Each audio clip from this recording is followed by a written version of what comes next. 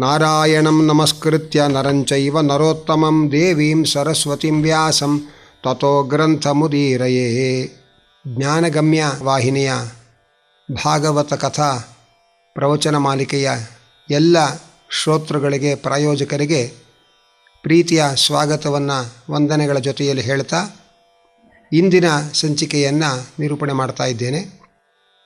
ಕೃಷ್ಣ ಒಮ್ಮೆ ಅಶ್ವಮೇಧ ಯಾಗ ಮಾಡಬೇಕು ಅಂತ ತೊಡಗಿದ್ದಾನೆ. ಅದಕ್ಕಾಗಿ ಅಶ್ವಮೇಧದ ಕುದುರೆಯನ್ನು ಮಂತ್ರಪೂರ್ವಕವಾಗಿ ಪ್ರೋಕ್ಷಣೆ ಮಾಡಿ ಅದನ್ನು ದಿಗ್ವಿಜಯಕ್ಕೆ ಬಿಟ್ಟಿದ್ದಾನೆ. ಆ ಅಶ್ವಮೇಧದ ರಕ್ಷಣೆಗೋಸ್ಕರ ಕೃತವರ್ಮ, ಸಾತ್ಯಕಿ, ಚಾರುದೇಷ್ಣ, ಸುದೇಷ್ಣ, ಪ್ರದ್ಯುಮ್ನ, ಸಾಂಬ, ಅಂಶುಮಂತ, ಸುಭಾನು ಜೊತೆಯಲ್ಲಿ ಭೀಮಾರ್ಜುನರು ಮತ್ತು ಅಪಾರವಾದ ಸೈನ್ಯ ಎಲ್ಲವನ್ನೂ ಕೂಡ ಕಳುಹಿಸಿಕೊಟ್ಟಿದ್ದಾನೆ. ಅದು ಅತ್ಯಂತ ಕ್ಷಿಪ್ರ ಕಾಲದಲ್ಲಿ ಯಾತ್ರೆ ಮುಗಿಸಿಕೊಂಡು ಹಿಂತಿರುಗಿ ಬಂದಿದೆ ಕುದುರೆ. ಯಾಕೆಂದರೆ ಆ ಕೃಷ್ಣ ಒಂದೇ ದಿವಸದಲ್ಲಿ ಮಾಡಿ ಮುಗಿಸುವ ಅಶ್ವಮೇಧ ಯಜ್ಞ ಇದು. ಹಾಗಾಗಿ ಒಂದು ಯಾಮ ಕಾಲದಲ್ಲಿ ಅದು ದಿಗ್ವಿಜಯ ಹೋಗಿ ಹಿಂತಿರುಗಿ ಬಂದಿದೆ. ಅನಂತರ ಎಲ್ಲ ಋಷಿಮುನಿಗಳು ಕೂಡ ಪರಮಾತ್ಮ ಅಶ್ವಮೇಧ ಯಾಗ ಮಾಡ್ತಾನೆ ಅಂತ ಹೇಳಿ ಎಲ್ಲ ಋಷಿಮುನಿಗಳು ಆಗಮಿಸಿದ್ದಾರೆ. ಹೋತೃ, ಅಧ್ವರ್ಯು, ಉದ್ಗಾತೃಗಳು, ಬೇರೆ ಬೇರೆ ಋತ್ವಿಜರು ಎಲ್ಲರನ್ನೂ ಕೂಡ ಶಾಸ್ತ್ರಾನುಸಾರವಾಗಿ ವರ್ಣನೆ ಮಾಡಿದ್ದಾನೆ. ಭಗವಾನ್ ವೇದವ್ಯಾಸರೇ ಕೃಷ್ಣನಿಗೆ ಮುಖ್ಯ ಋತ್ವಿಜರಾಗಿದ್ದರಂತೆ. ಕೃಷ್ಣ ಬೇರೆಯಲ್ಲ, ವೇದವ್ಯಾಸರು ಬೇರೆಯಲ್ಲ. ಕೃಷ್ಣನ ಅಶ್ವಮೇಧ ಯಾಗಕ್ಕೆ ವೇದವ್ಯಾಸರು ಮುಖ್ಯ ಋತ್ವಿಜರಾಗಿದ್ದರು. ಎಲ್ಲ ರಾಜ ಮಹಾರಾಜರು ಬೇರೆ ಬೇರೆ ದೇಶಗಳಿಂದ ಆಗಮಿಸಿದ್ದಾರೆ. ಕೃಷ್ಣನ ಆಹ್ವಾನವನ್ನು ಸ್ವೀಕರಿಸಿ ಪಾಂಡವರು ಕೂಡ ಯಜ್ಞವನ್ನು ದರ್ಶನ ಮಾಡಬೇಕು ಅನ್ನುವ ಕುತೂಹಲದಿಂದ ಬಂದು ಸೇರಿದ್ದಾರೆ. ಪ್ರತಿ ಕ್ಷಣದಲ್ಲೂ ಕೂಡ ಭಗವಂತ ಬಂದವರಿಗೆಲ್ಲ ಸತ್ಕಾರವನ್ನು ಮಾಡಿದ್ದಾನೆ. ಎಲ್ಲ ಬ್ರಾಹ್ಮಣರು ಏನು ಬಂದಿದ್ದಾರೆ ಅವರಿಗೆ ಅನ್ನ, ವಸ್ತ್ರ, ಗೋಭೂ, ಹಿರಣ್ಯ ದಾನಗಳನ್ನು ಕೊಟ್ಟು ಸತ್ಕಾರ ಮಾಡಿದ್ದಾನೆ. ಅನಂತರ ಅನ್ನದಾನ ಮಾಡಿ ವಿಪ್ರರು ಸಂತುಷ್ಟರಾದ ಮೇಲೆ ಪರಮಾತ್ಮ ಅವರನ್ನೆಲ್ಲ ಸತ್ಕಾರ ಮಾಡಿ ಅವರಿಂದ ಆಶೀರ್ವಾದಗಳನ್ನು ಪಡೆದುಕೊಂಡಿದ್ದಾನೆ. ಅಲ್ಲಿಂದ ಮುಂದೆ ಯಜ್ಞವನ್ನು ಮುಂದುವರಿಸ್ತಾ ಇದ್ದಾನೆ. ಆ ಯಜ್ಞವನ್ನು ಮುಂದುವರಿಸುವಾಗ ಒಬ್ಬ ಬಡ ಬ್ರಾಹ್ಮಣ ಬಹಳ ಆತಂಕದಿಂದ ಓಡಿ ಬಂದಿದ್ದಾನೆ. ದ್ವಾರಪಾಲಕರು ಅವನನ್ನು ಒಳಗೆ ಬಿಟ್ಟಿದ್ದಾರೆ. ಕೃಷ್ಣ ಯಜ್ಞದೀಕ್ಷಿತನಾಗಿದ್ದಾನೆ. ಆಗ ಆ ಬಡ ಬ್ರಾಹ್ಮಣ ಓಡಿ ಬಂದು ಆತಂಕದಿಂದ, ಇಲ್ಲಿ ಯಾರೂ ಕೂಡ ಸಮರ್ಥರಾದ ಕ್ಷತ್ರಿಯರು ಯಾರೂ ಇಲ್ಲ, ನಮಗೆ ಬ್ರಾಹ್ಮಣರಿಗೆ ಬಂದೊದಗುವ ಆಪತ್ತನ್ನು ಪರಿಹಾರ ಮಾಡುವ ಸಮರ್ಥ ಕ್ಷತ್ರಿಯರ ಕೊರತೆ ಹೆಚ್ಚಾಗಿದೆ. ಬ್ರಾಹ್ಮಣರ ಧರ್ಮವನ್ನು, ಬ್ರಾಹ್ಮಣರ ಆತಂಕಗಳನ್ನು ರಕ್ಷಣೆ ಮಾಡಲಿಕ್ಕೆ ಸಾಧ್ಯ ಇಲ್ಲದೆ ಹೋದ ಮೇಲೆ ಅವರನ್ನು ಕ್ಷತ್ರಿಯರು ಅಂತ ಯಾರು ಕರೀತಾರೆ? ಕ್ಷತ್ರ ಬಂಧುಗಳವರು. ಹಾಗೆ ಅಂತ ಆತಂಕದಿಂದ ಉದ್ವೇಗಕ್ಕೆ ಒಳಗಾಗಿ ಅವನು ರಾಜರನ್ನು ನಿಂದನೆ ಮಾಡ್ತಾ ನುಗ್ಗಿ ಬರ್ತಾ ಇದ್ದಾನೆ. ಕೃಷ್ಣ ಯಜ್ಞ ದೀಕ್ಷಿತನಾದದ್ರಿಂದ ಅವನು ಎದ್ದು ಹೋಗಿ ಅವನನ್ನು ವಿಚಾರಣೆ ಮಾಡಲಿಕ್ಕಾಗಲಿಲ್ಲ. ಆ ಅರ್ಜುನ ಬಂದು ಬ್ರಾಹ್ಮಣನಲ್ಲಿ ಏನು ಯಾತಕ್ಕೆ ಇಂಥ ಉದ್ವೇಗದ ಮಾತುಗಳನ್ನು ಆಡ್ತಾ ಇದ್ದಿ, ಏನಾಗಿದೆ ಅಂತ ವಿಚಾರಿಸಿದ್ದಾನೆ. ಆಗ ಆ ಬ್ರಾಹ್ಮಣ ಹೇಳ್ತಾ ಇದ್ದಾನೆ, ನನ್ನ ಹೆಂಡತಿಗೆ ಹುಟ್ಟಿದ ಕೂಡಲೇ ಮಕ್ಕಳುಗಳು ಕಣ್ಮರೆಯಾಗ್ತಾ ಇದೆ. 3 ಬಾರಿ ಅವಳು ಪ್ರಸವ ಆಯಿತು, 3 ಬಾರಿಯೂ ಕೂಡ ಮಕ್ಕಳು ಹುಟ್ಟಿದ ಕೂಡಲೇ ಕಣ್ಮರೆಯಾಗಿವೆ. ಈಗ ಮತ್ತೆ 4ನೇ ಬಾರಿ ಅವಳು ಪ್ರಸವದ ಸಮಯವನ್ನು ಪಡೆದಿದ್ದಾಳೆ. ಈಗ ಮತ್ತೆ ಇನ್ನೆಲ್ಲಿ ಈ ಮಗುವು ಕೂಡ ಅದೃಶ್ಯವಾಗಿ ಬಿಡುತ್ತೋ ಅನ್ನುವ ಆತಂಕದಿಂದ ಬಂದಿದ್ದೇನೆ, ನನ್ನ ಮಗುವನ್ನು ರಕ್ಷಣೆ ಮಾಡಬೇಕಾಗಿದೆ ಅಂತ ಬ್ರಾಹ್ಮಣ ಹೇಳ್ದ. ಆಗ ಅರ್ಜುನ ಹೇಳ್ದ, ನಾನಿರಬೇಕಾದ್ರೆ ನಿನಗೇನು ಯೋಚನೆ, ನಾನು ನಿನ್ನ ಮಗುವನ್ನು ರಕ್ಷಣೆ ಮಾಡ್ತೇನೆ ಬಾ ಅಂತ ಹೇಳಿ ಭರವಸೆ ಕೊಟ್ಟು ಹೊರಟ. ಆದರೆ ಬ್ರಾಹ್ಮಣ ಹೇಳ್ದ, ಬಲರಾಮ, ಕೃಷ್ಣ, ಅನಿರುದ್ಧ ಇವರು ಯಾರೂ ಕೂಡ ಮಕ್ಕಳನ್ನು ರಕ್ಷಣೆ ಮಾಡ್ತೇವೆ ಅಂತ ಭರವಸೆ ಕೊಡಲಿಕ್ಕಾಗಿಲ್ಲ, ನೀನೇನು ಮಕ್ಕಳನ್ನು ರಕ್ಷಣೆ ಮಾಡ್ತೀ ಅಂತ ಆ ಅರ್ಜುನನನ್ನು ಹಂಗಿಸಿ ಮಾತಾಡ್ತಾ ಇದ್ದಾನೆ. ವಾಸ್ತವವಾಗಿ ಬಲರಾಮ ಕೃಷ್ಣರನ್ನು ಆ ಬ್ರಾಹ್ಮಣ ಇದಕ್ಕೆ ಮುಂಚೆ ಮಕ್ಕಳನ್ನು ರಕ್ಷಣೆ ಮಾಡಿ ಅಂತ ಕರೆದಿರಲಿಲ್ಲ. ಹಾಗಾಗಿ ಅವರು ರಕ್ಷಣೆಯ ಭರವಸೆಯನ್ನೇನೂ ಕೊಟ್ಟಿಲ್ಲ. ಆದರೆ ಅರ್ಜುನನ ಪ್ರತಿಜ್ಞೆಯ ಗಟ್ಟಿತನವನ್ನು ಪರೀಕ್ಷೆ ಮಾಡುವುದಕ್ಕೋಸ್ಕರ ಕೃಷ್ಣ, ಬಲರಾಮ, ಅನಿರುದ್ಧ, ಪ್ರದ್ಯುಮ್ನ ಅಂಥವರೇ ರಕ್ಷಣೆಗೆ ಧಾವಿಸಿ ಬರ್ತಾ ಇಲ್ಲ, ನೀನೇನು ರಕ್ಷಣೆ ಮಾಡ್ತಿ ಅಂತ ಮೂದಲಿಸಿ ಮಾತಾಡ್ತಾ ಇದ್ದಾನೆ. ಆಗ ಅರ್ಜುನನಿಗೆ ತನ್ನ ಪರಾಕ್ರಮವನ್ನು ಅವನು ಬಹಳ ಸಣ್ಣದನಾಗಿ ನೋಡ್ತಾ ಇದ್ದಾನೆ ಅಂತೇಳಿ ಸಿಟ್ಟು ಬಂತು. ಅರ್ಜುನ ಹೇಳ್ದ, ನಾಹಂ ಸಂಕರ್ಷಣೋ ಬ್ರಹ್ಮನ್ ನ ಕೃಷ್ಣ ಕಾಷ್ಣರೇವಚ ಅಹಂ ಧನಂಜಯೋ ನಾಮ ಗಾಂಡೀವಂ ಪಶ್ಯ ಕಾರ್ಮುಕಂ. ನಾನು ಪೊಳ್ಳು ಭರವಸೆ ಕೊಡೋದಕ್ಕೆ ಸಂಕರ್ಷಣ ಅಂದರೆ ಬಲರಾಮನೂ ಅಲ್ಲ, ನಾನು ಕೃಷ್ಣನೂ ಅಲ್ಲ, ಕೃಷ್ಣನ ಮಕ್ಕಳೂ ಅಲ್ಲ, ನಾನು ಧನಂಜಯ, ನೋಡು ನನ್ನ ಕೈಯಲ್ಲಿರುವ ಗಾಂಡೀವ ಅಂತ ಹೇಳಿ ಹೆಮ್ಮೆಯಿಂದ ಬೀಗ್ತಾ ಆ ಬ್ರಾಹ್ಮಣನಿಗೆ ತನ್ನ ಭರವಸೆಯನ್ನು ಗಟ್ಟಿಗೊಳಿಸ್ತಾ ಇದ್ದಾನೆ. ಜೊತೆಯಲ್ಲಿ ಮಾವಮಂಸ್ಥಾ ಮಮ ಬ್ರಹ್ಮನ್ ವೀರ್ಯಂ ತ್ರ್ಯಂಬಕತೋಷಣಂ ಮೃತ್ಯುಂ ವಿಜಿತ್ಯ ಪ್ರಧನೇಪಿ ಆನಯಿಷ್ಯೆ ತವ ಪ್ರಜಾಹ. ನನ್ನ ಪರಾಕ್ರಮವನ್ನು ಹೀಗೆ ನೀನು ಅವಮಾನಿಸಬೇಡ. ನಾನು ರುದ್ರದೇವರನ್ನೇ ಸಂತೋಷಪಡಿಸಿ ಅವರ ಅನುಗ್ರಹದಿಂದ ಅಸ್ತ್ರವನ್ನು ಪಡೆದಂತಹ ಮಹಾವೀರ. ಯಮಲೋಕದಲ್ಲೇ ಇರಲಿ ನಿನ್ನ ಮಕ್ಕಳು, ಅಲ್ಲಿಗೆ ಹೋಗಿ ನಿನ್ನ ಮಕ್ಕಳನ್ನು ತಂದು ಕೊಡುವಂತಹ ತಾಕತ್ತು ನನಗಿದೆ. ಯಾಕೆ ನನ್ನ ಪರಾಕ್ರಮ ಅವಮಾನಿಸಿ ಮಾತಾಡ್ತಾ ಇದ್ದಿ? ಬಾ, ರಕ್ಷಣೆ ಮಾಡ್ತೇನೆ ಅಂತ ವೀರಾವೇಶದಿಂದ ಹೇಳಿ ಅರ್ಜುನ ಬ್ರಾಹ್ಮಣನನ್ನು ಕೂಡಿಸಿಕೊಂಡು ರಥದಲ್ಲಿ ಹೋದ. ಆ ಬ್ರಾಹ್ಮಣನ ಮನೆ ಬಂತು. ನೋಡು, ನೀನು ಹೆಂಡತಿಗೆ ಹೇಳು, ಅರ್ಜುನ ಬಂದಿದ್ದಾನೆ, ಗಾಂಡೀವಿ ಬಂದಿದ್ದಾನೆ, ಪಾರ್ಥ ಬಂದಿದ್ದಾನೆ, ಯೋಚನೆ ಮಾಡಬೇಡ, ಧೈರ್ಯವಾಗಿ ಮಗುವನ್ನು ಹಡಿ ಅಂತ ಹೋಗಿ ಹೇಳು, ಧೈರ್ಯಗೊಳಿಸು ಹಾಗೆ ಅಂತ ಆ ಬ್ರಾಹ್ಮಣನಿಗೆ ಅರ್ಜುನ ಪೂರ್ತಿ ಭರವಸೆ ಕೊಟ್ಟು ಹೆಂಡತಿಯನ್ನು ಸಮಾಧಾನಪಡಿಸುವಂತೆ ಹೇಳಿದ್ದಾನೆ. ಅನಂತರ ಪ್ರಸವ ಗೃಹದಲ್ಲಿ ಆ ಹೆಂಡತಿ ಪ್ರಸವದ ಸಮಯವನ್ನು ಹೊಂದಿದ್ದಾಳೆ. ಆಗ ಬ್ರಾಹ್ಮಣ ಓಡಿ ಬಂದ. ನೋಡಿ, ಇನ್ನು ಕೆಲವೇ ಕ್ಷಣದಲ್ಲಿ ಮಗುವ ಪ್ರಸವ ಆಗ್ತಾ ಇದೆ, ಈಗಲೇ ನೀವು ರಕ್ಷಣೆ ಮಾಡಬೇಕಾದಂತಹ ಸಂದರ್ಭ. ನಿಮ್ಮ ಪ್ರತಿಜ್ಞೆ, ನಿಮ್ಮ ಪರಾಕ್ರಮ ಎಲ್ಲವೂ ಕೂಡ ಅಗ್ನಿ ಪರೀಕ್ಷೆಗೆ ಒಳಪಡುವಂತಹ ಸಂದರ್ಭ ಇದು. ಅರ್ಜುನ ಹೇಳ್ದ, ನಾನೇನಾದರೂ ನಿನ್ನ ಮಕ್ಕಳನ್ನು ರಕ್ಷಣೆ ಮಾಡದೇ ಇದ್ದರೆ ಅಗ್ನಿ ಪ್ರವೇಶ ಮಾಡ್ತೇನೆ, ಹೆದರ್ಕೋಬೇಡ ಅಂತ ಭರವಸೆ ಬೇರೆ ಕೊಟ್ಟಿದ್ದ. ಅದಕ್ಕೆ ನಿಮ್ಮ ಪರಾಕ್ರಮ ಅಗ್ನಿ ಪರೀಕ್ಷೆಗೆ ಒಳಪಡುವಂತಹ ಸಮಯ ಇದು, ಈಗಲೇ ನೀವು ಮಗುವನ್ನು ರಕ್ಷಣೆ ಮಾಡಬೇಕಾಗಿದೆ ಹಾಗೆ ಎಂದು ಆರ್ತನಾಗಿ ಬೊಬ್ಬಿಟ್ಟು ಹೇಳಿದ ಬ್ರಾಹ್ಮಣ. ಆಗ ಅರ್ಜುನ ಏನು ಧೈರ್ಯವಾಗಿರು ಅಂಥೇಳಿ ಇಡೀ ಪ್ರಸವಗೃಹದ ಸುತ್ತಲೂ ಒಂದು ಸೊಳ್ಳೆ ಒಳಗೆ ನುಸುಳದಂತೆ ಅದ್ಭುತವಾದ ಶರಪಂಜರವನ್ನೇ ನಿರ್ಮಾಣ ಮಾಡಿಬಿಟ್ಟಿದ್ದಾನೆ. ಆ ಶರಪಂಜರವನ್ನೇ ನಿರ್ಮಾಣ ಮಾಡಿ ಯಾವ ಭಯವೂ ಇಲ್ಲ ಎಂಬುದಾಗಿ ಹೇಳ್ತಾ ಇದ್ದಾನೆ. ಆದರೆ ಆ ಬ್ರಾಹ್ಮಣನ ಪತ್ನಿ ಹಡೆದಿದ್ದಾಳೆ. ಹಡೆದ ಕೂಡಲೇ ಆ ಮಗು ಕಣ್ಮರೆಯಾಗಿ ಹೋಯಿತು. ಇದರಿಂದ ಬ್ರಾಹ್ಮಣನಿಗೆ ದುಗುಡ ಹೆಚ್ಚಾಯಿತು. ಒಂದು ಕಡೆಯಲ್ಲಿ ಪುತ್ರನ ವಿಯೋಗದ ಸಂಕಟ, ಮತ್ತೊಂದು ಕಡೆಯಲ್ಲಿ ಅರ್ಜುನನ ವೀರಾವೇಶದ ಪೊಳ್ಳು ಮಾತುಗಳು. ಇದನ್ನೆಲ್ಲ ಕೇಳಿ ಬಹಳ ಸಿಟ್ಟು ಬಂತು. ಸಿಟ್ಟು ಬಂದು ಅವನು ಹೇಳ್ತಾ ಇದ್ದಾನೆ, ಅಲ್ಲ, ಆ ಕೃಷ್ಣನೂ ಕೂಡ ಸುಮ್ಮನೆ ಕುಳಿತಿದ್ದ, ನಾನು ಕಾಪಾಡ್ತೇನೆ, ಯೋಚನೆ ಮಾಡಬೇಡ ಅಂತ ಹೇಳಲಿಲ್ಲ. ಆದರೆ ನೀನು ಬಂದು ಪೊಳ್ಳು ಭರವಸೆಯನ್ನು ಕೊಟ್ಟು ಮಹಾಪರಾಕ್ರಮವನ್ನು ಕೊಂಡಾಡಿಕೊಂಡು ಬಂದಿಯಲ್ಲ, ಯಾಕೆ ಹೀಗೆ ಮಾಡ್ತಾ ಇದ್ದಿ ನೀನು? ನಿನ್ನಿಂದ ನಾನು ಈಗಲೂ ಮಗುವನ್ನು ಕಳ್ಕೊಂಡೆ ಅಂತ ಆತಂಕದಿಂದ ಅರ್ಜುನನನ್ನು ನಿಂದನೆ ಮಾಡ್ತಾ ಇದ್ದಾನೆ. ಅರ್ಜುನ ಯಜ್ಞಶಾಲೆಯಿಂದ ಹೊರಡುವಾಗಲೇ ಕೃಷ್ಣ ಹೇಳ್ದ, ಹುಟ್ಟಿದ ಕೂಡಲೇ ಮಕ್ಕಳು ಅದೃಶ್ಯರಾಗ್ತಾ ಇದ್ದಾರೆ ಅಂದರೆ ಈ ಮಕ್ಕಳನ್ನು ಕಬಳಿಸ್ತಾ ಇರತಕ್ಕ ಭೂತ ಯಾವುದೋ ಅಸಾಧಾರಣವಾದ ಭೂತ ಇರಬೇಕು. ನಾನು ಯಜ್ಞ ಮುಗಿಸಿಕೊಂಡು ಹೋಗ್ತೇನೆ, ಆ ಮಗುವನ್ನು ರಕ್ಷಣೆ ಮಾಡ್ತೇನೆ. ಅರ್ಜುನ, ನಿನ್ನ ಕೈಲಿ ಆಗಲ್ಲ, ಬೇಡ, ನೀ ಇಲ್ಲೇ ಇರು, ಯಜ್ಞಶಾಲೆಯಲ್ಲೇ ಇರು ಅಂತ ಕೃಷ್ಣ ಹೇಳ್ದ. ಆದರೆ ಅರ್ಜುನ ಹೇಳ್ದ, ನೀನು ಇಷ್ಟು ಸಣ್ಣ ಕೆಲಸಕ್ಕೆ ನೀನು ಯಾಕೆ ಬರಬೇಕು? ನಾನಿಲ್ವ, ನಾ ಮಾಡ್ಕೊಂಡು ಹೋಗ್ತೇನೆ. ಇಂಥ ಅದ್ಭುತವಾದ ಗಾಂಡೀವ ಧನುಸ್ಸಿದೆ, ಇಂದ್ರನನ್ನೇ ಗೆದ್ದವನು, ಶಿವನನ್ನೇ ಮೆಚ್ಚಿಸಿದವನು. ಹಾಗಿರುವಾಗ ಈ ಒಂದು ಸಣ್ಣ ಘಟನೆಯನ್ನು ನಾನು ಕಾಪಾಡಿಕೊಳ್ಳದೆ ಇರ್ತೀನಾ? ಯೋಚನೆ ಮಾಡಬೇಡ, ಸುಮ್ಮನೆ ಆರಾಮ ಕೊಡು, ಬರೀ ಅನುಮತಿ ಕೊಡು ಸಾಕು ನೀನು ಅಂತ ಕೃಷ್ಣನನ್ನೇ ಬಾಯಿ ಮುಚ್ಚಿಸಿ ಅನುಮತಿ ಪಡೆದುಕೊಂಡು ಅರ್ಜುನ ಹಿಂತಿರುಗಿ ಬಂದಿದ್ದ. ಆದರೆ ಅರ್ಜುನನ ಮಾತು ನಡೀಲಿಲ್ಲ. ಅವನ ಪರಾಕ್ರಮ ವ್ಯರ್ಥವಾಯಿತು. ಹಡೆದ ಕೂಸು ಹುಟ್ಟಿದ ಕೂಡಲೇ ಅದೃಶ್ಯವಾಗಿ ಹೋಯಿತು. ಬ್ರಾಹ್ಮಣನಿಗೆ ಅರ್ಜುನನ ವೀರಾವೇಶದ ಮಾತುಗಳನ್ನು ನಂಬಿ ಮೋಸ ಹೋದೆ ಅಂತ ಅನಿಸ್ತು. ಅವನು ಹೇಳ್ತಾ ಇದ್ದಾನೆ, ಧಿಗರ್ಜುನಂ ವೃಥಾ ವಾಚಂ ಧಿಗಾತ್ಮ ಶ್ಲಾಘಿನೋ ಧನು ದೈವೋಪಸೃಷ್ಟಯೋರ್ ಮೌಢ್ಯಾತ್ ಆನಿನೀಷತಿ ದುರ್ಮತಿ. ವ್ಯರ್ಥ ಮಾತುಗಳನ್ನು ಆಡದಂತಹ ಅರ್ಜುನ, ನಿನಗೆ ಧಿಕ್ಕಾರ.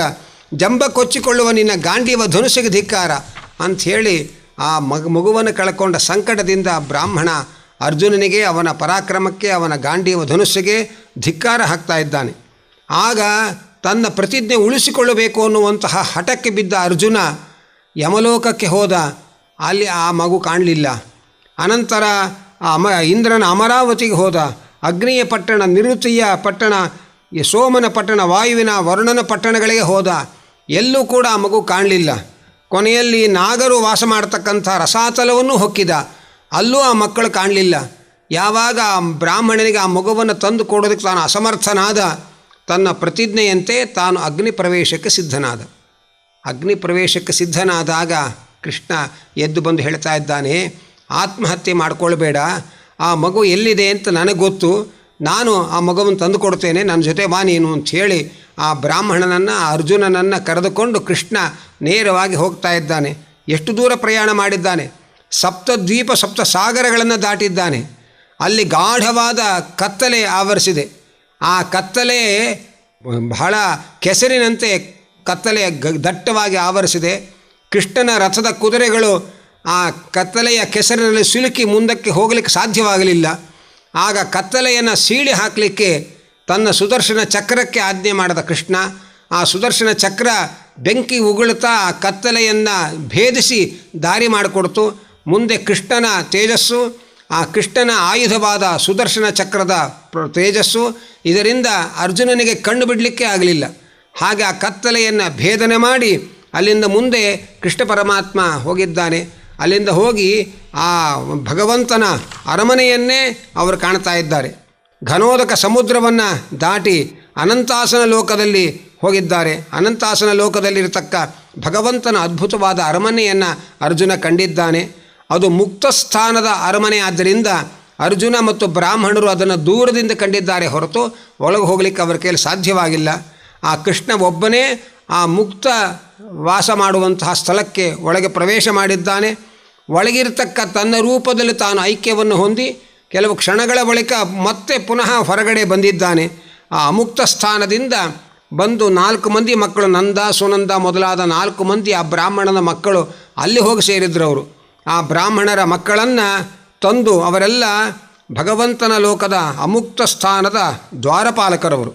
ಆ ದ್ವಾರಪಾಲಕರನ್ನು ಅವರು ಹುಟ್ಟಿದಾಗ ಯಾವ ಶಿಶುರೂಪದಿಂದ ಇದ್ದರೋ ಅದೇ ಶಿಶುರೂಪದಿಂದ ತಂದು ಅವರನ್ನು ಕೃಷ್ಣ ಪರಮಾತ್ಮ ಬ್ರಾಹ್ಮಣನಿಗೆ ಕೊಟ್ಟಿದ್ದಾನೆ. ಅರ್ಜುನನ ಗರ್ವ ಪರಿಹಾರಕ್ಕೋಸ್ಕರವೇ ಇಂಥ ಒಂದು ಘಟನೆಯ ಸನ್ನಿವೇಶ ಅಲ್ಲಿ ನಿರ್ಮಾಣವಾಗಿದೆ. ಆ ಅರಮನೆಯಲ್ಲಿ ದೂರದಿಂದ ಅರ್ಜುನ ಆದಿಶೇಷನನ್ನು ಕಂಡಿದ್ದಾನೆ. ಆದಿಶೇಷನ ಮೇಲೆ ಭಗವಂತನ ಒಂದು ರೂಪ ಕುಳಿತಿದೆಯಂತೆ. ಅದು ಎಂಥ ಅದ್ಭುತವಾದ ರೂಪ ಅಂದರೆ 8 ತೋಳುಗಳಿರತಕ್ಕಂತಹ ಮಹಾರತ್ನ ರಾಶಿಯಿಂದ ಕೂಡಿದ ಕಿರೀಟ ಕುಂಡಲಗಳಿಂದ ಕಂಗೊಳಿಸ್ತಾ ಇರತಕ್ಕಂತಹ ದಿವ್ಯವಾದ ರೂಪ. ಕೌಸ್ತುಭ, ಶ್ರೀವತ್ಸ ಮೊದಲಾದ ವನಮಾಲೆ ಮೊದಲಾದವುಗಳನ್ನು ಧರಿಸಿದಂತಹ ಅತ್ಯಂತ ಸ್ಫುರದ್ ರೂಪದ ಆ ಭಗವಂತನ ರೂಪ. ಜೊತೆಯಲ್ಲಿ ಚಕ್ರಾದ ಆಯುಧ ದೇವತೆಗಳು ಮೂರ್ತಿಮತ್ತಾಗಿ ಆ ಭಗವದ್ ರೂಪವನ್ನು ಸೇವನೆ ಮಾಡ್ತಾ ಇದ್ದಾರೆ.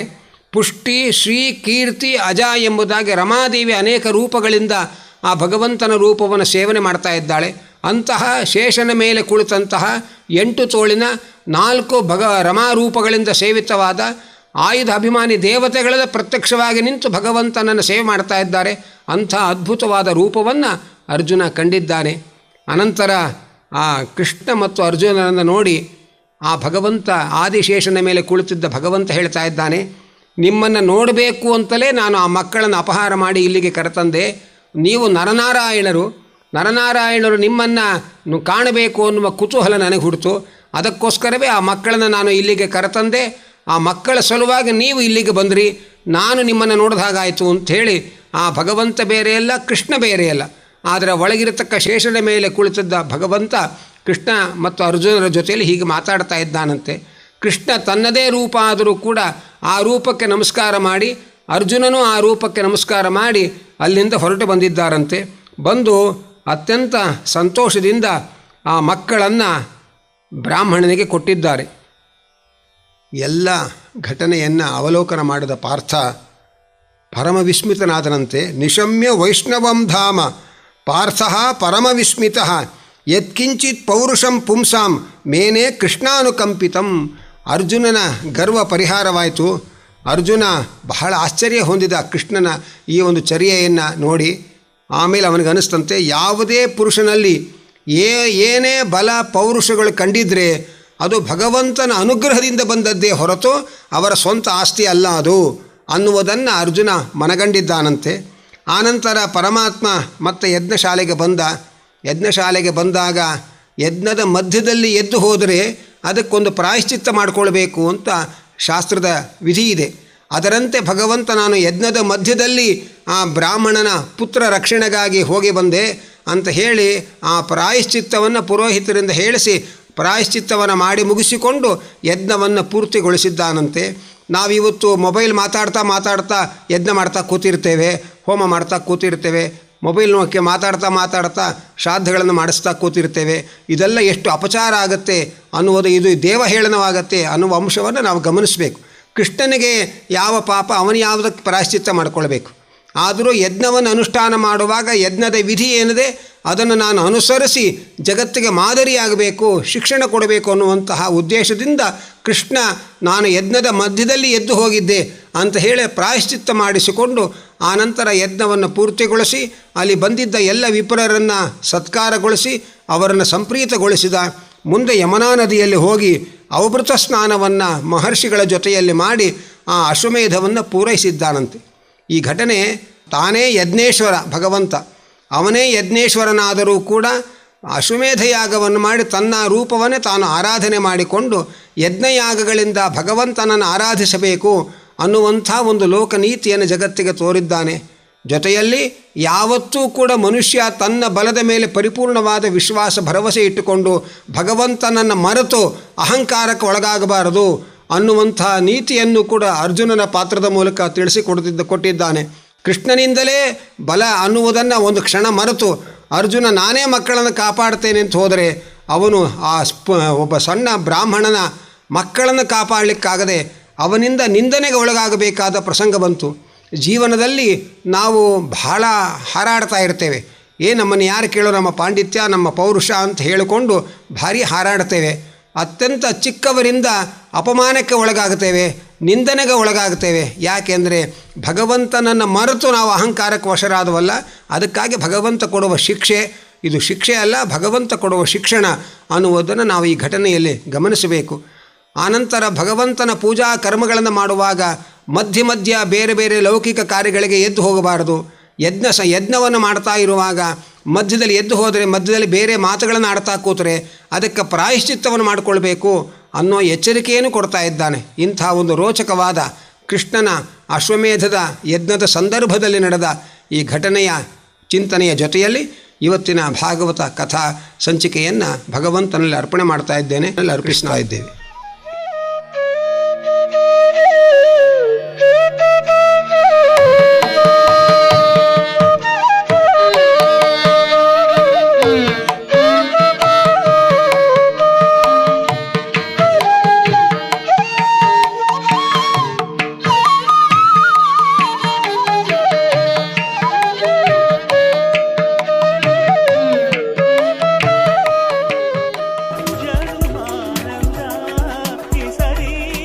ರಕ್ತ ಇದು ನಮ್ಮ ದೇಹದಲ್ಲೆಲ್ಲ ಸಂಚರಿಸಿ ಪೋಷಕಾಂಶಗಳನ್ನು ಎಲ್ಲ ಅಂಗಗಳಿಗೂ ತಲುಪಿಸುವ ಅಂಚೆಕಾರ. ಇಂದಿನ ದಿನಗಳಲ್ಲಿ ದೇಹದ ವಿವಿಧ ಅಂಗಗಳನ್ನು ತಂತ್ರಜ್ಞಾನದ ಮುಖಾಂತರ ಕೃತಕವಾಗಿ ಸೃಷ್ಟಿಸಬಹುದು. ಆದರೆ ರಕ್ತ ಸೃಷ್ಟಿಯಾಗುವುದು ಜೀವಿಯ ದೇಹದಲ್ಲಿ ಮಾತ್ರ. ರಕ್ತದ ಸೃಷ್ಟಿಗೆ ಯಾವುದೇ ಪರ್ಯಾಯಗಳಿಲ್ಲ.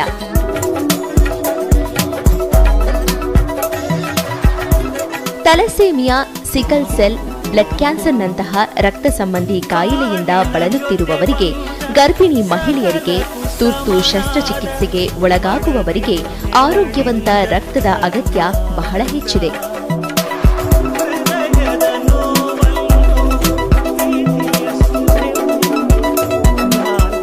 ಈ ರೀತಿಯ ತುರ್ತು ಸಂದರ್ಭಗಳಲ್ಲಿ ದೇಹಕ್ಕೆ ರಕ್ತದ ಅವಶ್ಯಕತೆ ಎದುರಾದಾಗ ಅದನ್ನು ಪೂರೈಸಲು ಸಾಧ್ಯವಾಗುವುದು ರಕ್ತದಾನದಿಂದ ಮಾತ್ರ. ಹೀಗಾಗಿಯೇ ರಕ್ತದಾನವು ಶ್ರೇಷ್ಠ ದಾನ ಎನಿಸಿದೆ. Karnataka red cross blood bank, Rotary south parade, Bharat scouts and guides, corona warriors of Banashankari ಹಾಗೂ ಯೂತ್ ಫಾರ್ ಪರಿವರ್ತನ್ ಆಯೋಜಿಸಿದ್ದ ಈ ರಕ್ತದಾನ ಶಿಬಿರದ ಬಗ್ಗೆ ರೆಡ್ ಕ್ರಾಸ್ನ ರಕ್ತದಾನ ಕಾರ್ಯಕ್ರಮದ ರಾಜ್ಯ ಮಟ್ಟದ ಸಂಯೋಜಕರಾದ ಡಾಕ್ಟರ್ ರಾಜು ಚಂದ್ರಶೇಖರ್ ಅವರು ಮೆಚ್ಚುಗೆ ವ್ಯಕ್ತಪಡಿಸಿದ್ದು ಹೀಗೆ. ರಕ್ತವನ್ನ ಯಾವುದೇ ಒಂದು ಕಾರ್ಖಾನೆಯಲ್ಲಿ ತಯಾರು ಮಾಡಲಿಕ್ಕೆ ಸಾಧ್ಯ ಇಲ್ಲ. ಇದು ಒಬ್ಬ ಆರೋಗ್ಯವಂತ ವ್ಯಕ್ತಿ ರಕ್ತದಾನ ಮಾಡಿ ಒಂದು ಮಾನವೀಯತೆಯ ದೃಷ್ಟಿಯ ಹಿನ್ನೆಲೆಯಲ್ಲಿ ನಾವಿವತ್ತು ರೋಗಿಗಳಿಗೆ ರಕ್ತವನ್ನು ಪೂರೈಸತಕ್ಕಂಥ ಒಂದು ಕೆಲಸವನ್ನ ಮಾಡಬಹುದು. ಆನಂದ್ ರಾಮಚಂದ್ರ ಅವರು ಮನುಷ್ಯತ್ವದ ದೃಷ್ಟಿಯಿಂದ ರಕ್ತದಾನವು ಮಹತ್ವದ್ದಾಗಿದೆ ಎಂದು ಹೇಳಿ ರಕ್ತದಾನ ಶಿಬಿರದ ಬಗ್ಗೆ ತಿಳಿಸಿದ್ದು, ಧನ್ಯವಾದಗಳು. ರಕ್ತದಾನದ ಬಗ್ಗೆ ಇರುವ ಊಹಾಪೋಹಗಳ ಬಗ್ಗೆ ಯಾವುದೇ ತಪ್ಪು ಕಲ್ಪನೆ ಬೇಡ. ರಕ್ತದಾನವು ಆರೋಗ್ಯಕ್ಕೆ ಪೂರಕವಾದದ್ದು ಎಂದವರು ರಕ್ತದಾನಿಯಾದ ಕಲ್ಯಾಣಿ ಅವರು. ನಾನು ಬ್ಲಡ್ ಡೊನೇಷನ್ ರೆಗ್ಯುಲರ್ ಆಗಿ ಮಾಡ್ತೀನಿ, ನಾನು ಹೆಲ್ದಿ ಆಗಿದ್ದೀನಿ. 3-4 ಮಂತ್ಸ್ಗೊಂದ್ಸತಿ ಆರಾಮಾಗಿ ಬ್ಲಡ್ ಕೊಡ್ಬೋದು. ಹೆಲ್ದಿ ಆಗಿರಿ, ಬ್ಲಡ್ ಡೊನೇಟ್ ಮಾಡಿ. We can save 4 lives. ಒಂದು ಬ್ಲಡ್ ಡೊನೇಷನ್ ಇಂದ 4 ಜನನ ಸೇವ್ ಮಾಡ್ಬೋದು. ಸೊ ದಯವಿಟ್ಟು ಎಲ್ಲರೂ ಬ್ಲಡ್ ಡೊನೇಟ್ ಮಾಡಿ. Thank you. ರಕ್ತದಾನಿಯಾದ ಬಾಬು ಅವರು ರಕ್ತದಾನದಿಂದ ಯಾವುದೇ ರೀತಿಯಾದ ತೊಂದರೆಯೂ ಕಾಣಿಸಿಕೊಳ್ಳುವುದಿಲ್ಲ ಎಂದು ಇತರರಿಗೆ ಸ್ವಯಂ ಪ್ರೇರಿತ ರಕ್ತದಾನಕ್ಕೆ ಕರೆ ನೀಡಿದ್ದು ಹೀಗೆ. ಸೊ ನನಗೂ ಇನ್ಫಾರ್ಮೇಶನ್ ಕೊಟ್ಟಿದ್ರು, ಬಂದು ಈ ಥರ ಬ್ಲಡ್ ಡೊನೇಟ್ ಮಾಡ್ತೀರಾ ಅಂತ. ನನಗೂ ಒಂಥರ ಖುಷಿ ಆಯಿತು ಭಾಳ ಕೇಳಿ. ಈಗ ಆಲ್ರೆಡಿ ನಾನು ಒಂದು 5-6 ಸತಿ ಕೊಟ್ಟಿದ್ದೀನಿ, ಏನೂ ತೊಂದರೆ ಆಗಿಲ್ಲ, ತೊಂದರೆನೂ ಆಗಲ್ಲ, ಯಾರೂ ಭಯ ಪಡೋ ಅವಶ್ಯಕತೆನೂ ಇಲ್ಲ. ಸೊ ಇನ್ನೊಂದು 7ನೇ ಸತಿ ಕೊಡ್ತಾ ಇದ್ದೀನಿ. ಸೊ ನಮಗೂ ಒಂಥರ ಬ್ಲಡ್ ರೀಸೈಕಲ್ ಆಗುತ್ತೆ, ಕೊಡೋದ್ರಿಂದ ಒಂದು 4-5 ಜನಕ್ಕೆ ಹೆಲ್ಪ್ ಆಗುತ್ತೆ. ದಯವಿಟ್ಟು ನಮ್ಮ ಸ್ನೇಹಿತರಿಗೆ ಎಲ್ಲರಿಗೂ ರಿಕ್ವೆಸ್ಟ್ ಮಾಡ್ಕೊಳ್ತೀನಿ, ಬಂದು ಕೊಡಿ ಅಂತ. Thank you. Hindustan scouts and guides ಸಂಸ್ಥೆಯ ಸ್ಟೇಟ್ ಟ್ರೈನಿಂಗ್ ಕಮಿಷನರ್ ಆದ ಸುರೇಶ್ ಅವರು ರಕ್ತದಾನಿಗಳಿಗೆ ಧನ್ಯವಾದಗಳನ್ನು ತಿಳಿಸಿದರು. ರೆಡ್ ಕ್ರಾಸ್ನವರು ಈ ಬ್ಲಡ್ ಡೊನೇಷನ್ ಕ್ಯಾಂಪನ್ನು ಮಾಡಿ ತುಂಬ ಜನಗಳಿಗೆ ಒಳ್ಳೆಯದನ್ನು ಮಾಡ್ತಿದ್ದಾರೆ. ನಿಜಕ್ಕೂ ಸಮಾಜಕ್ಕೆ ಒಳ್ಳೆಯದಿದು. ಬ್ಲಡ್ ನಿಜಕ್ಕೆ ಎಲ್ಲ ಜನಗಳಿಗೆ ಅವಶ್ಯಕತೆ ಇದೆ. ಒಳ್ಳೆ ಕೆಲಸ ಮಾಡ್ತಿದ್ದಾರೆ. ನಾನು ಹಿಂದೂಸ್ತಾನ್ ಸ್ಕೌಟ್ ಪರವಾಗಿ ನಾನು ಧನ್ಯವಾದಗಳನ್ನು ಅರ್ಪಿಸ್ತಾ ಇದ್ದೇನೆ. ಹಾಗೆ ನಮ್ಮ ಚೇರ್ಮನ್ ಇವ್ರ ಪರವಾಗಿಯೂ ಸಹ ನಾನು ಧನ್ಯವಾದಗಳನ್ನು ಅರ್ಪಿಸ್ತಾ ಇದ್ದೇನೆ. ಜೈ ಹಿಂದ್, ಜೈ ಕರ್ನಾಟಕ. ಪಡೆಯಲಾಗುವುದು. ಆರೋಗ್ಯವಂತರಾದ ನಿಮ್ಮ ಒಂದು ರಕ್ತದಾನ 3 ಜೀವಗಳನ್ನು ಉಳಿಸಬಲ್ಲದು. ಯೋಚಿಸಿ, ನಿಮ್ಮ ರಕ್ತದಾನ ಪಡೆಯುವವರಿಗೆ ಜೀವವನ್ನು ನೀಡಿದರೆ ನಿಮಗೆ ಅಪರಿಮಿತ ತೃಪ್ತಿ ದೊರಕುವುದು. ರಕ್ತದಾನ ಮಾಡಿ, ಜೀವ ಉಳಿಸಿ. ದುಡ್ಡು ಕೊಡಲ್ವಾ? ಹಾಕಲ್ಲ ಸರ್, ನಮಗ್ ಲಾಸ್ ಆದ್ರೂ ಪರವಾಗಿಲ್ಲ. ಇವತ್ತು ಸಮಾಜದಲ್ಲಿ ಹೆಲ್ಮೆಟ್ ಹಾಕ್ದೆ ಎಷ್ಟೋ ಜನ ಬಿದ್ದು ಅವ್ರು ಹೆಚ್ಚು ಕಡಿಮೆ ಮಾಡ್ಕೊಳ್ಳೋದು ಅಲ್ಲದೆ ಅವ್ರ ಮನೆಯವನ್ನೆಲ್ಲ ಬೀದಿ ಪಾಲ್ ಮಾಡಿದ್ದಾರೆ. ಹೆಲ್ಮೆಟ್ ಹಾಕೊಳ್ಳದೆ ಇದ್ರೆ ಯಾವುದೇ ಕಾರಣಕ್ಕೂ ಪೆಟ್ರೋಲ್ ಹಾಕಲ್ಲ ಸರ್. ಈ ಆಂದೋಲನ ಇಲ್ಲಿಂದಲೇ ಶುರುವಾಗಲಿ.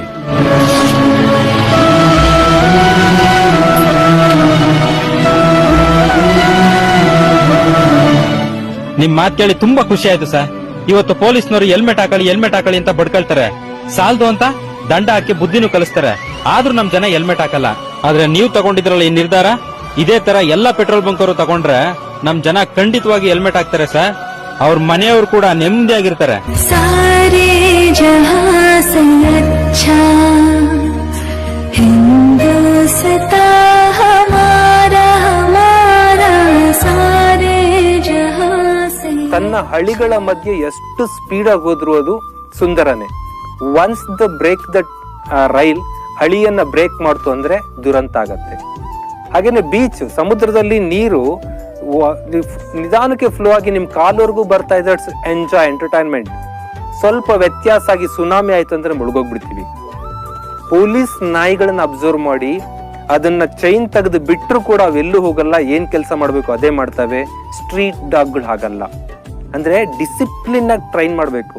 ನಮ್ ಬದುಕಿಗೆ ಒಂದು ಶಿಸ್ತನ್ನ ಕೊಟ್ವಿ ಅಂತ ಅಂದ್ರೆ ಶಿಸ್ತು ನಿಮ್ಮನ್ನ ಎಲ್ಲಿಗ್ ಬೇಕಾದ್ರೂ ಕರ್ಕೊಂಬಂದ್ ನಿಲ್ಸುತ್ತೆ. ಅಂದ್ರೆ ಏಳುವ ಶಿಸ್ತು, ಮಲಗುವ ಶಿಸ್ತು, ಓದುವ ಶಿಸ್ತು, ಇಲ್ಲೆಲ್ಲ ಡಿಸಿಪ್ಲಿನ್ ಫಾಲೋ ಮಾಡ್ರಿ.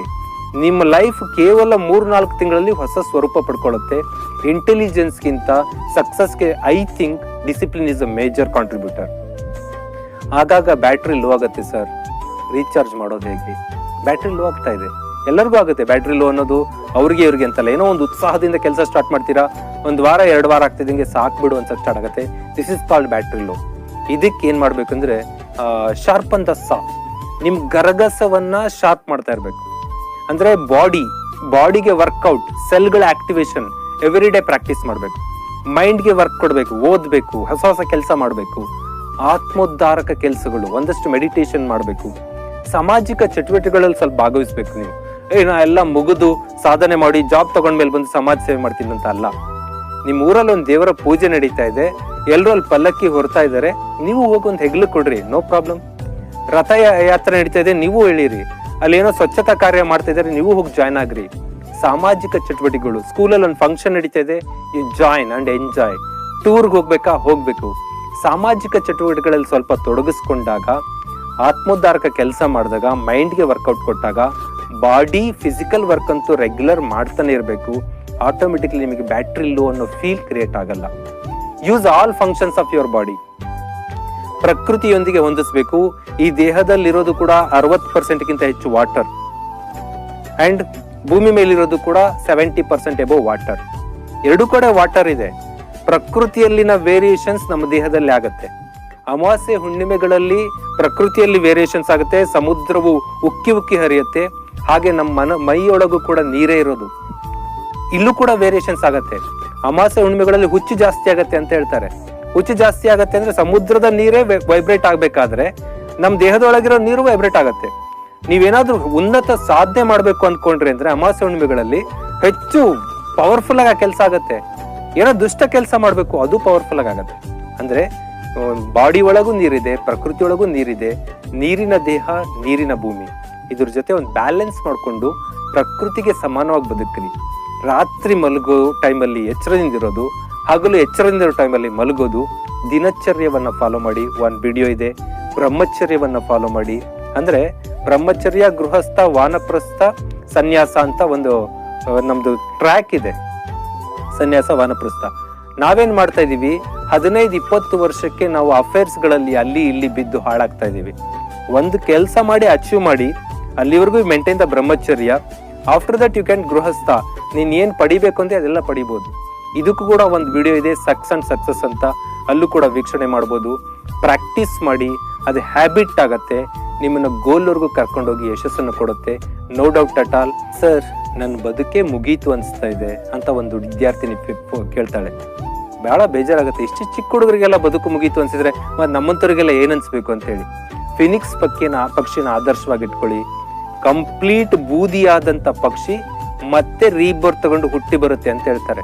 ರಾಜಕಾರಣಿಗಳು ಅಬ್ಸರ್ವ್ ಮಾಡಿರ್ಬೋದು. ಇಲ್ಲಿ ಕರ್ನಾಟಕದ ಎಲ್ಲ ಪ್ರಮುಖ ರಾಜಕಾರಣಿಗಳು ನೋಡ್ರಿ, ಅವ್ರನ್ನ ಜೈಲಿಗೆ ತಳ್ಳಿ ಅವ್ರನ್ನ ಅರೆಸ್ಟ್ ಮಾಡಿ ಇಡ್ತಾರೆ. ಯಾವ ಸ್ಥಿತಿ ಬಂದಿರ್ಬೋದು. ನಿಮ್ಮನ್ನ ಪೊಲೀಸ್ನವ್ರು ಜಸ್ಟ್ ಗಾಡಿ ನಿಲ್ಸಿ ಎನ್ಕ್ವೈರಿ ಮಾಡಿದ್ರೆ ಅವಮಾನ ಫೀಲ್ ಮಾಡ್ಕೋತೀವಿ ನಾವು.